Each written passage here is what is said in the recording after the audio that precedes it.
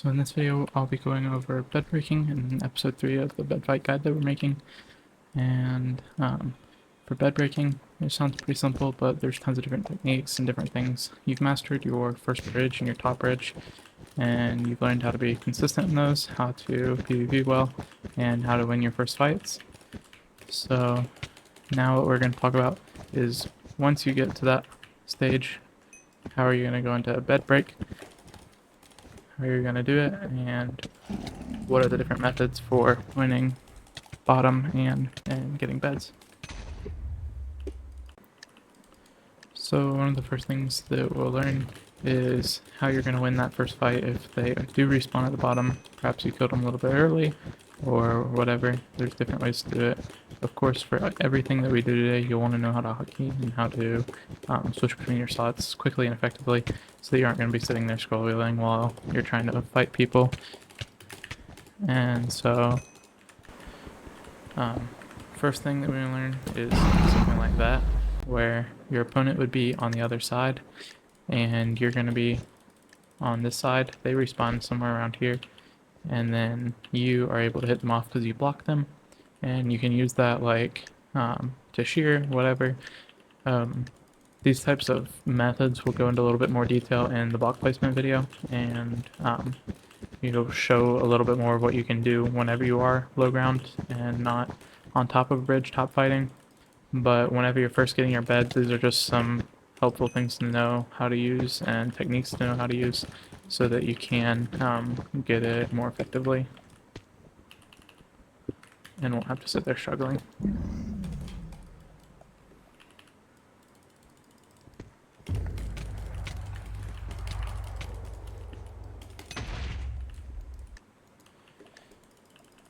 Next, what we'll talk about is going to be block-ins and why they're effective and why they're used, and how to do them, and the different methods there are for blocking in, as there's quite a few in different angles, different sides, etc. Blocking in is really helpful because if you say they respawned a little bit early or something, then you need, or they're going to respawn, you predicted that they're going to respawn a little bit early because you killed them a little bit early. You're going to use a block-in to defend yourself while trying to break the bed, and it'll keep them from being able to attack you as easily and to kill you while you're trying to break the bed and switch between your slots.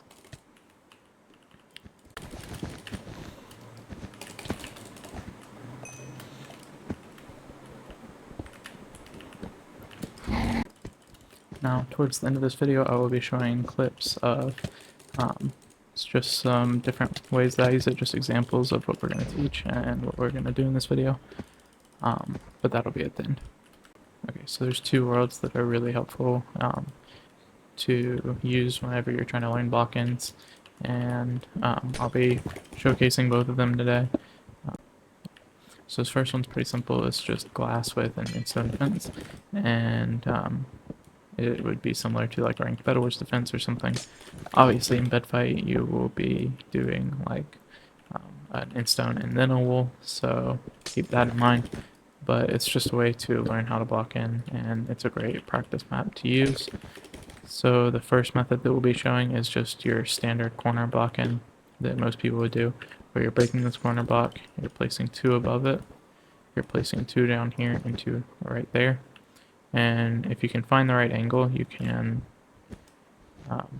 kind of, without really moving your mouse that much, you can just do like a burst butterfly or something to fill in those gaps pretty quickly and to do it more easily. So that would be corner blocking. There's also ones for the corner that are super helpful, that are where you break it, you place 3, you place 1 on top, and you place 2 right there, and then break it.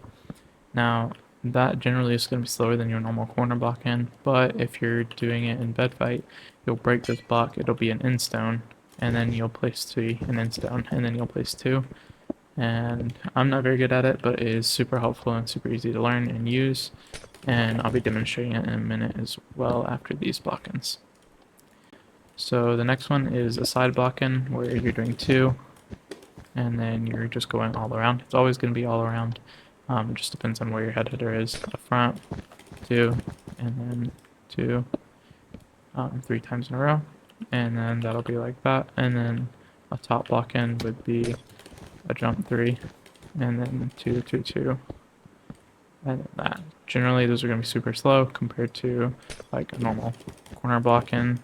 Clearly, I'm slow at them in wash right now, but generally the other types of block-ins will be much slower than that, and will be less effective generally. Not always, but it is the case in some cases. So. The next Blockin Practice Map is this one, and it has a multi-layer defense. It's not going to be the same as a Bedfight defense.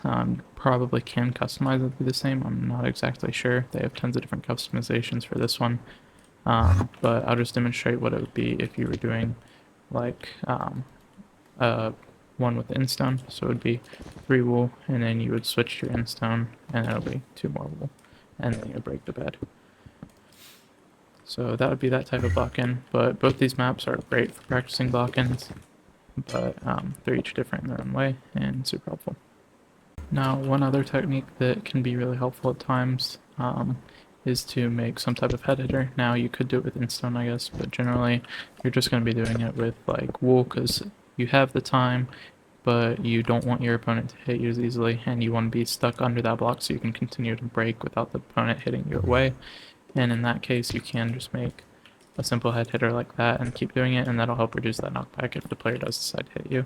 Same can be said if they're coming from like one angle or another. You could say their spawn is over here or something, and you're blocking in right here. Then you could do something like that just to block them off from getting there, and then you can break the bed. And that'll help save you from being hit, and will help you from just being hit off by the player that spawns in. Okay, so one of the last things that I want to talk about in this series, or in this video, in this episode, is how important it is just to break the blocks, even if you don't get the bed. If you're breaking the instone and breaking the wood, each time you do that, you're gonna have blocks that, if you pick up, the other player does not have, and they have to cover the wool. And obviously, wool is much easier to break than instone or wood, and so even if you just break those instone wood and pick them up, it can be way more helpful later on, so that you can just break that one wool, and suddenly you have like an easy bed break in case they spawn in early or whatever it is exactly that happens. And I think it's something that's really important to realize and something important to remember whenever you're doing this kind of fight, and especially in like long fights. If you're breaking those instone like every time, or those wood, you're just picking away at their bed defense until they have nothing left, essentially. Picking away at their bed defense is super important and something that can really help later on whenever you're getting into longer games and you're getting into tough games and different things. And it's just important, important skill to learn, and something to remember when you do fail a bed break. It really isn't in the world. Just remember to pick up that instone and wood. Last aspect, or one of the last aspects that we'll talk about, is going to be how are you going to defend when you block in, because block-ins can obviously be countered like anything in the game, but it is possible to defend against countering, and it's good to learn how to. It's pretty simple, but it's just good to know. If you do like a normal corner instone or a corner block in, then it's really good to know how to hotkey to your instone, so that if they break the block on the side, you can just hotkey to your instone immediately, place it, and then they're stuck breaking an instone, they have to turn around, and by that time you've already broken their bed.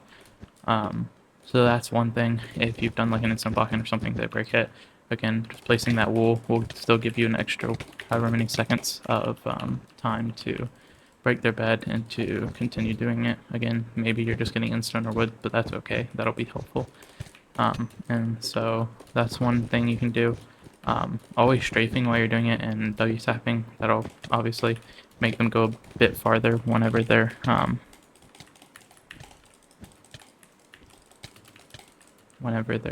trying to get to your inside your block-in and stuff. Another thing is if they get fully inside your block-in, just S-tap out and trap them. That's super helpful. It's super easy to do whenever they're trying to do that, and it can be really effective actually. If If you do this with Instone, even more effective and great, but most of the time you're just going to be doing that with like some normal wool and stuff. So those are a few aspects of it. Strafing, again, help reduce that KB while you're inside those box.